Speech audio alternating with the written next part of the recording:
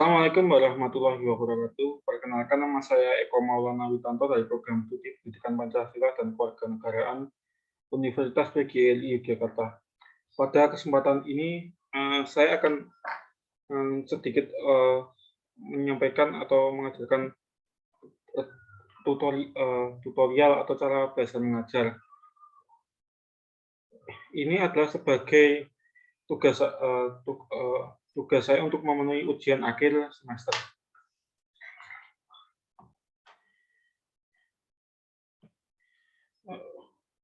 Assalamualaikum warahmatullahi wabarakatuh.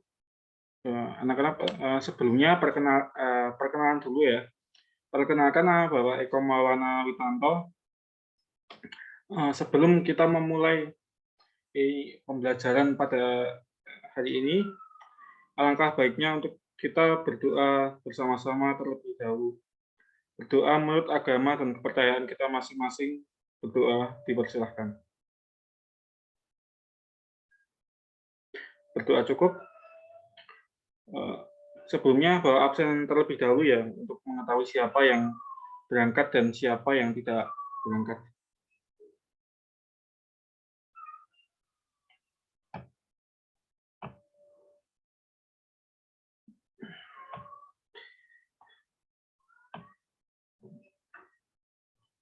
Ya, baik, sepertinya semuanya berangkat ya. Untuk selanjutnya kita langsung ke materi.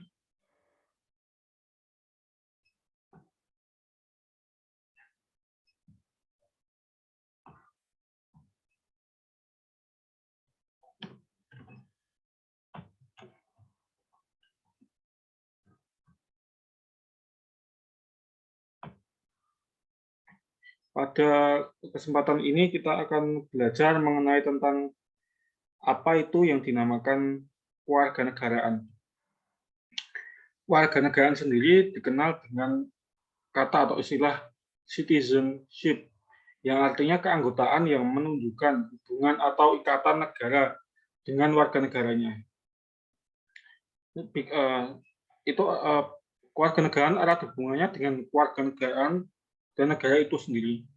Karena jika suatu negara berdiri, pasti memiliki beberapa hal utama, yang diantaranya adalah wilayah, warga negara, dan juga kekuasaan yang berdaulat.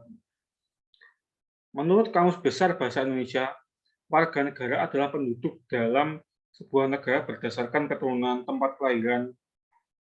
Mereka punya hak dan kewajiban penuh sebagai warga negara di situ. Sebagai contoh, misal Bapak tinggal atau lahir di Indonesia dan sudah menjadi warga negara di Indonesia.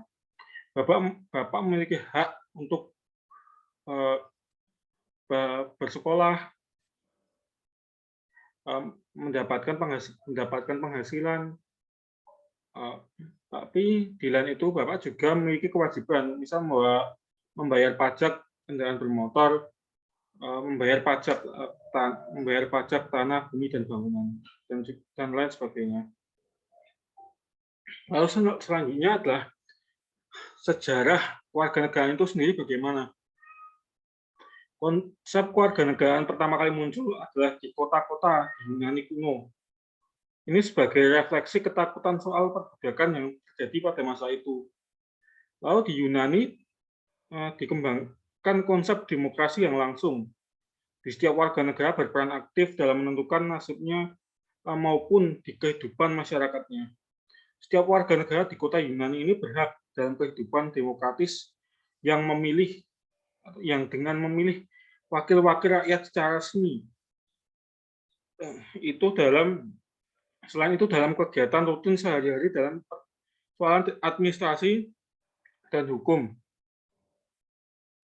Bangsa Romawi pertama kali menggunakan kewarganegaraan sebagai alat untuk membedakan penduduk kota Roma dan orang-orang yang wilayah telah ditaklukkan dan juga disatukan oleh Roma. Ketika kekaisaran terus tumbuh, orang-orang Romawi memberikan kewarganegaraan kepada sekutu di seluruh wilayah Italia dan di provinsi Romawi lainnya. Kewarganegaraan di Romawi memberikan hak hukum penting di dalam kekaisaran. Di Eropa, konsep kewarganegaraan nasional hampir hilang selama pertengahan abad. Itu diganti oleh sistem hak dan kewajiban feodal. Pada akhir abad pertengahan, kepemilikan kewarganegaraan di berbagai kota di Italia dan Jerman berubah menjadi jaminan kekuatan bagi pedagang dan orang-orang istimewa. Lalu konsep kewarganegaraan modern terjadi perubahan pada abad ke-18 selama revolusi Indonesia, revolusi Amerika, dan Prancis. Konsep warga negara datang untuk menyarankan kepemilikan kebebasan tertentu dalam menghadapi kekuatan paksaan dari raja-raja yang berkuasa secara absolut atau penuh pada masa itu.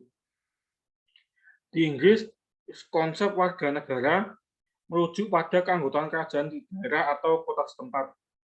Ini digunakan untuk menekan posisi warga negara kepada raja atau negara. Konsep ini didahulukan untuk warga negara yang memakai undang-undang kebangsaan. Misalnya dikutip dari situs resmi Kementerian Luar Negeri, Kemenlu di Indonesia, tentang kewarganegaraan yang sudah tercantum dalam Undang-Undang Nomor 12 Tahun 2006 tentang kewarganegaraan.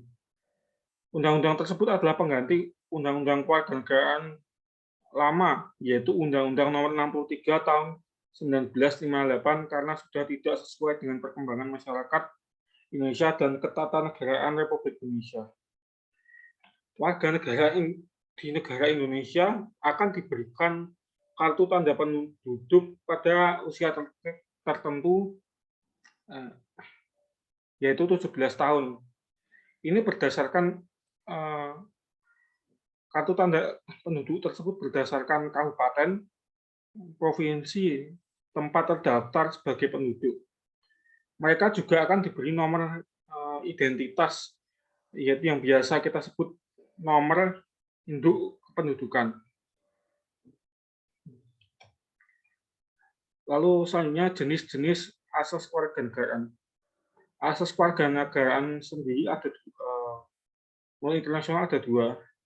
Yang pertama adalah asas ius sanguinis atau asas keturunan. Yang kedua adalah asas ius soli atau asas kedaerahan. Asas ius sanguinis sendiri adalah asas yang menentukan kewarganegaraan seorang berdasarkan keturunan, bukan tempat kelahiran. Misal, saya lahir di Indonesia, sedangkan orang tua saya di Malaysia dan keturunan Malaysia, maka saya mendapatkan hak kewarganegaraan Malaysia. Lalu yang kedua adalah asas ius soli atau asas kedaerahan, yang merupakan asas sebaliknya daripada ius sanguinis. Jika asas ius sanguinis ini berdasarkan keturunan, lalu asas ius soli sendiri berdasarkan kedaerahan atau tempat lahir. Jika saya lahir di Indonesia, ya saya mendapatkan kewarganegaraan Indonesia. Jika saya lahir di Malaysia, saya mendapatkan asas kewarganegaraan Malaysia. Lalu jika saya di Filipina, mendapatkan asas kewarganegaraan Filipina, dan sebagainya. Selanjutnya. Untuk selanjutnya, kita lanjutkan dengan diskusi. Silakan membagi menjadi beberapa kelompok. Tidak usah pilih ya siapa-siapa. Anak-anak bisa menentukan sendiri, bebas kelompoknya berapa. Maksudnya siapa saja yang ada dalam kelompok tersebut. Kelompoknya batasi maksimal 5 orang. Dari 5 orang tersebut silakan mendiskusikan berikut. Yang pertama adalah asas kewarganegaraan yang digunakan di Indonesia. Kenapa Indonesia menggunakan asas tersebut? Apa dasarnya? Bapak tunggu kurang lebih 15 menit, silakan diskusikan dengan anggota kelompok masing-masing.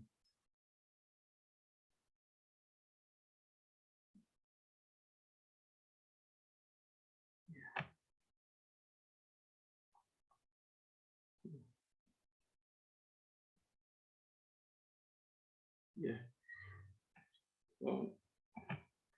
Baik, waktu diskusi sudah selesai. Selanjutnya kita bahas, ya. Kita menuju kesimpulan. Apa apa asas kewarganegaraan yang digunakan di Indonesia? Di asas kewarganegaraan yang ada di Indonesia sendiri, Indonesia menganut asas kewarganegaraan ius sanguinis ditambah dengan ius soli berdasar ius soli terbatas dan kewarganegaraan ganda terbatas. Kenapa Indonesia menggunakan asas tersebut dan apa dasarnya? Dasarnya sendiri adalah Undang-Undang Republik Indonesia Nomor 12 Tahun 2006 yang sudah kita singgung tadi, yang mana undang-undang tersebut merevisi undang-undang sebelumnya, yaitu Undang-Undang Nomor 63 Tahun 1959. Dari Undang-Undang Nomor 12 Tahun 2006 sendiri tentang kewarganegaraan berisi setiap orang yang sebelumnya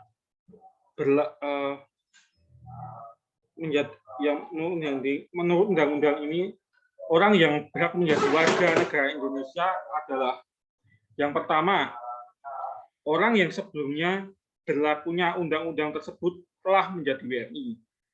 Lalu, anak yang lahir dari perkawinan yang sah dari ayah dan ibu WNI. Anak yang lahir dari perkawinan sah dari seorang ayah WNI dan ibu warga negara Indonesia asing WNA atau sebaliknya. Anak yang lahir dari perkawinan sah dari seorang ibu WNI dan ayah yang tidak memiliki kewarganegaraan atau hukum negara asal, sang ayah tidak memberikan kewarganegaraan kepada anak tersebut. Lalu selanjutnya, anak yang lahir dalam tenggang waktu 300 hari setelah ayahnya meninggal dunia di perkawinan yang sah dan ayahnya itu seorang WNI. Dan seterusnya. Kita cukupkan pertemuan kita pada hari ini. Kurang lebihnya dari Bapak mohon maaf. Kita lanjut pertemuan secara daring di waktu selanjutnya. Bapak cukupkan sekian. Wassalamualaikum warahmatullahi wabarakatuh.